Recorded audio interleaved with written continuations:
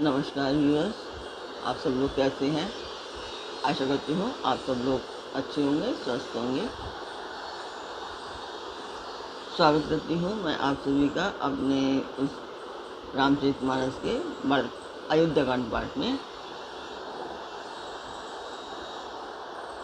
तो कल तक आपने जाना था,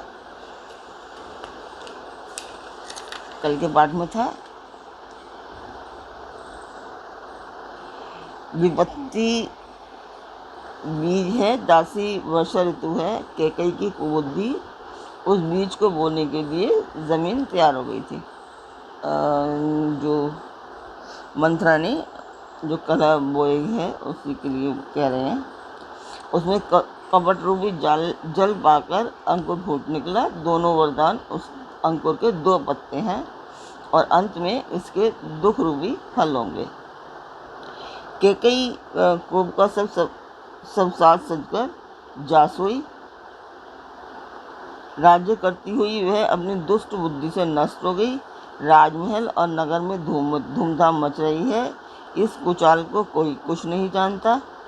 बड़े ही आनंदित होकर नगर के सब स्त्री पुरुष शुभ मंगलाचार के साथ सज रहे हैं। कोई भीतर जाता है तो कोई बाहर निकलता है। राजद्वार में बड़ी भीड़ हो रही है।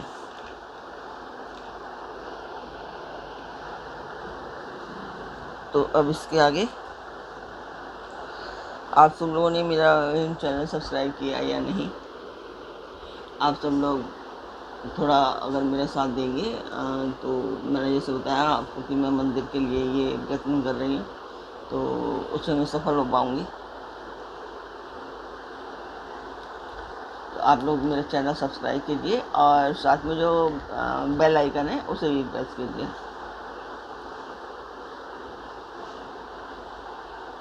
पाठ शुरू करते हैं।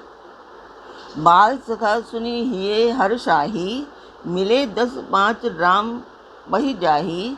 प्रभु आदरहि प्रेम पहिचानी, पूछहि कुशल खेम मृदवानी। श्री रामचंद्र जी के बाल सखा राज तिलक का समाचार सुनकर हृदय में हर्षित होते हैं। वे 10-5 मिलकर श्री रामचंद्र जी के पास जाते हैं। प्रेम पहचान कर प्रभु श्री रामचंद्र जी उनका आदर करते हैं और कोमल वाणी से कुशल क्षेम पूछते हैं। फिरहि भवन प्रिय आयसु पाई, करत परस्पर राम बढ़ाई। को रघुवीर सरिस संसारा, सीलु सनेहु निभा निहारा। अपने प्रिय सखा श्री रामचंद्र जी की आज्ञा पाकर वे आपस में एक दूसरे से श्री रामचंद्र जी की बढ़ाई करते हुए घर लौटते हैं और कहते हैं, संसार में श्री रघुनाथ जी के समान शील और स्नेह को निभाने वाला और कौन है। जेहि जेहि जोनी करम बस भ्रमहि, तह तह ईसु देव ये हमहि। सेवक हम स्वामी सिय नाहु, हो नात यह और निभाहु। भगवान हमें यही दे कि हम अपने कर्मवश भ्रमित करते हुए जिस जिस योनि में जन्मे वहाँ वहाँ हम तो सेवक हों और सीतापति श्री रामचंद्र जी हमारे स्वामी हों। यह नाता अंत तक निभ जाए। अस अभिलाषु नगर सब काहू, कैकई सुता हृदय अति दाहू। कोना कुसंगति पाई नसाई, रहई न नीच मते चतुराई। नगर में सबकी ऐसी ही अभिलाषा है, परंतु कैकई के हृदय में बड़ी जलन हो रही है। कुसंगति पाकर कौन नष्ट नहीं होता। नीच के मत के अनुसार चलने से चतुराई नहीं रह जाती। सांझ समय सानंद नृपु, गयऊ कैकई गेह। गवनु निठुरता निकट किए, जनु धरी देह सनेह। संध्या के समय राजा दशरथ आनंद के साथ कैकई के महल में गए। मानो साक्षात स्नेह ही शरीर धारण करके निष्ठुरता के पास गया हो। कोप भवन सुनी सकुचेऊ राहु, भय बस अगहुड़ परई न पाऊ। सुरपति बसई महाबल जाके, नरपति सकल रहहीं रुख ताके। कोप भवन का नाम सुनकर राजा सहम गए। डर के मारे उनका पांव आगे को नहीं बढ़ता। स्वयं देवराज इंद्र, जिनकी भुजाओं के बल पर बसता है, और संपूर्ण राजा लोग, जिनका रुख देखते रहते हैं। सो सुनी तिये रिस गयऊ सुखाई, देखऊ काम प्रताप बढ़ाई। सूल कुलिस अस अंगव निहारे, तय रतिनाथ सुमन सर सारे। वही राजा दशरथ स्त्री का क्रोध सुनकर सूख गए। कामदेव का प्रताप और महिमा तो देखिए, जो त्रिशूल, वज्र और तलवार आदि की चोट अपने अंगों पर सहने वाले हैं, वे रतिनाथ कामदेव के पुष्टबाण से मारे गए। एक बार दोबारा पढ़ती हूँ। वही राजा दशरथ स्त्री का क्रोध सुनकर सूख गए। कामदेव का प्रताप और महिमा तो देखिए, जो त्रिशूल, वज्र और तलवार आदि की चोट अपने अंगों पर सहने वाले हैं, वे रतिनाथ कामदेव के पुष्पबाण से मारे गए। सभय नरेशु प्रिया पही गयऊ, देखी दशा दुख दारुण भयऊ। भूमि शयन पटु मोट पुराना, दिए डारी तन भूषण नाना। राजा डरते डरते अपनी प्यारी कैकई के पास गए। उनकी दशा देखकर उन्हें बड़ा ही दुख हुआ। कैकई जमीन पर पड़ी हैं, पुराना मोटा कपड़ा पहने हुए हैं, शरीर के नाना आभूषणों को उतार करके फेंक दिया है।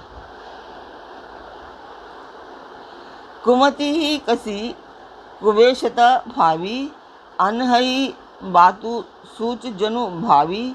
जाई निकट नृपु कह मृदुवानी, प्राण प्रिया के ही हेतु निशानी। उष्ट द्रौपदी कैकई को यह कुवेशता कैसी भव रही है, मानो भावी विधवा बन की सूचना दे रही हो। राजा उसके पास जाकर कोमल वाणी से बोले, हे प्राण प्रिय, किस लिए रिसाई हो, मतलब रूठी हुई हो। केही हेतु रानी रिसानी, परसत पानी पति ही नेवराई। मान्हु सरोज भुअंग भामिनी, विषम भांति निहरई। दो वासना रसना दसन, बर मरम ठारु देखई। तुलसी नृपति भवतव्यता, बस काम कौतुक लेखई। हे रानी, किस लिए रूठी हो? यह कहकर राजा उसे हाथ से स्पर्श करते हैं तो वह उनके हाथ को हटा देती है और ऐसे देखती है मानो क्रोध में भरी हुई नागिन क्रूर दृष्टि से देख रही हो। दोनों वासनाएं उस नागिन की दो जीभें हैं और दोनों वरदान दांत हैं। वह काटने के लिए मर्म स्थान देख रही है। तुलसीदास जी कहते हैं कि राजा दशरथ होनहार के वश में होकर इसे कामदेव की क्रीड़ा ही समझ रहे हैं। बार बार कह राहु सुमुखी सुलोचनी बिक बचनी, कारण मोही सुनाऊ गजगामिनी निज कोप कर। राजा बार बार कह रहे हैं कि सुमुखी, हे सुलोचनी, कोकिला बहनी, हे गजगामिनी, मुझे अपना क्रोध का कारण तो सुना। तो आप लोगों को मैंने बताया था कि ये पाठ में मंदिर के लिए कर रही हूँ।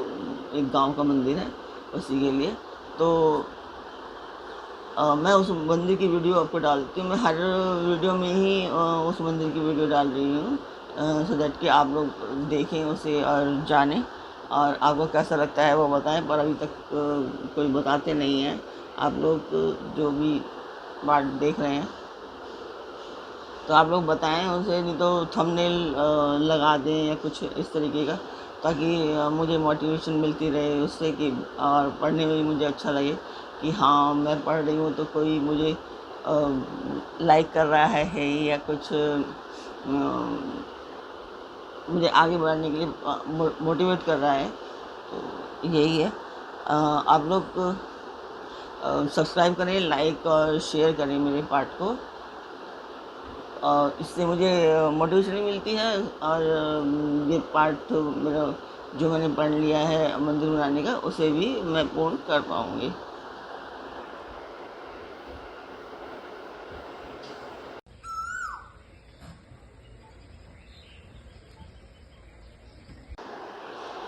तो वो आपने वीडियो देखी, आपको वो वीडियो कैसी लगी कमेंट बॉक्स में अवश्य बताएं। जो भी कोई सजेशन होता है वो आप लोग कमेंट बॉक्स में अवश्य दें। आपको पार्ट कैसा लग रहा है वो बताएं, और आपको पार्ट अच्छा लगता है तो लाइक करें और सब्सक्राइब करें, शेयर करें।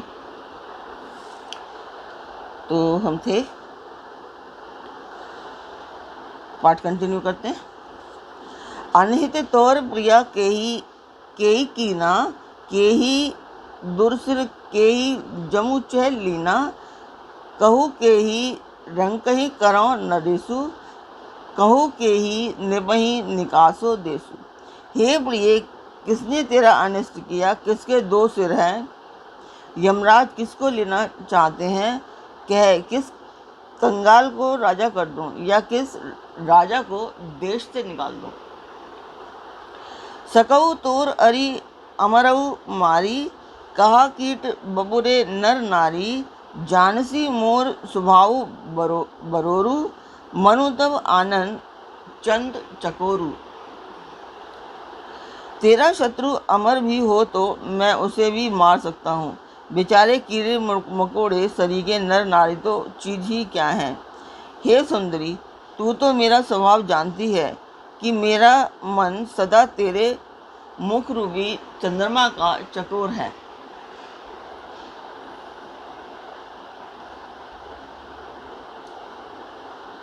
प्रिया पान सुत सर्वसु मोरे, परिजन प्रजा सकल बस तोरे, जो कछु कहो कपटु करी तोही, भामिनी राम सबत सत मोही।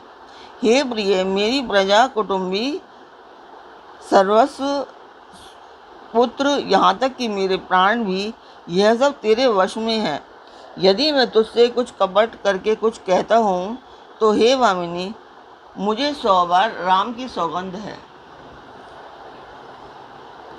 बिहसी मागू मन भाविता बाता, भूषण सजही मनोहर गाता, घरी कुघरी समुझी जिये देखूं, बेगी प्रिया परिहरहि कुबेशु।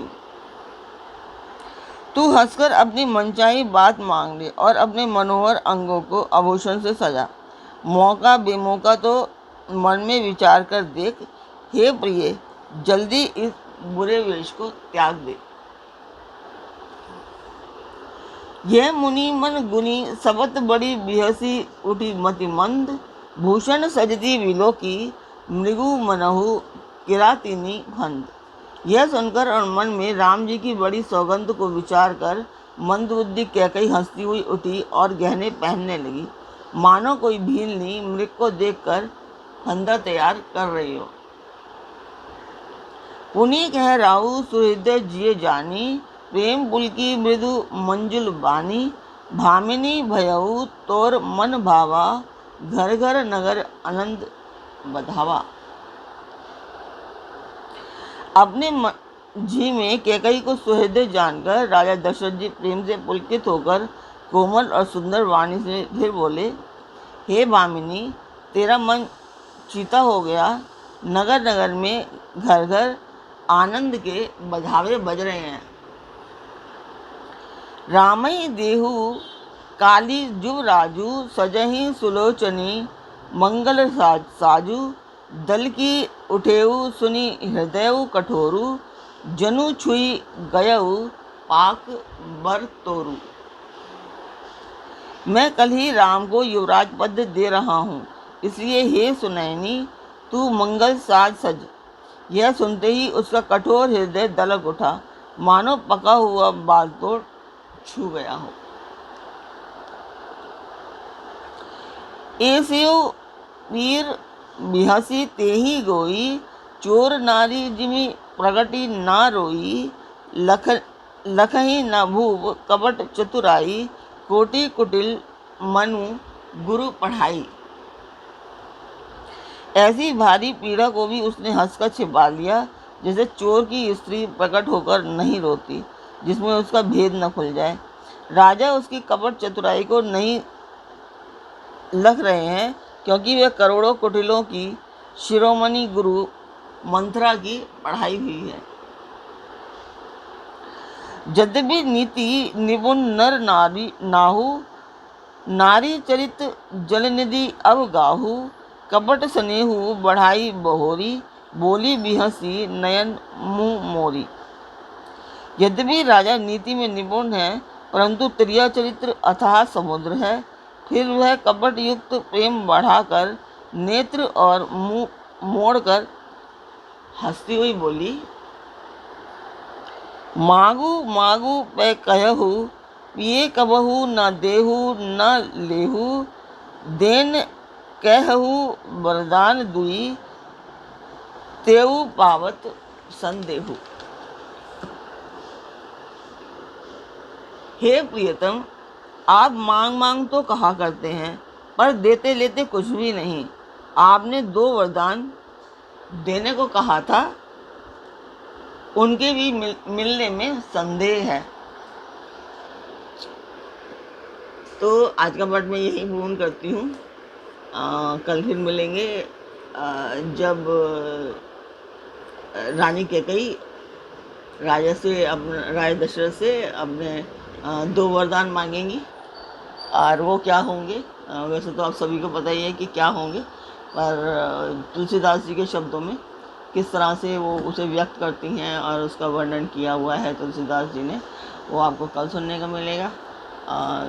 तो तब तक आप मेरा चैनल सब्सक्राइब कीजिए, क्योंकि अयोध्या कांड पाठ शुरू हो चुका है और इसमें नित्य नए वर्णन आपको सुनने को मिलेंगे, और तुलसीदास जी किस तरीके से शब्दों का प्रयोग कर रहे हैं, तो ये सब आपको सुनने को मिलेगा। कल फिर मिलते हैं एक नए पाठ में, एक नई उमंग और अच्छी सोच के साथ। तब तक आप मेरे चैनल सब्सक्राइब अवश्य कीजिए। नमस्कार।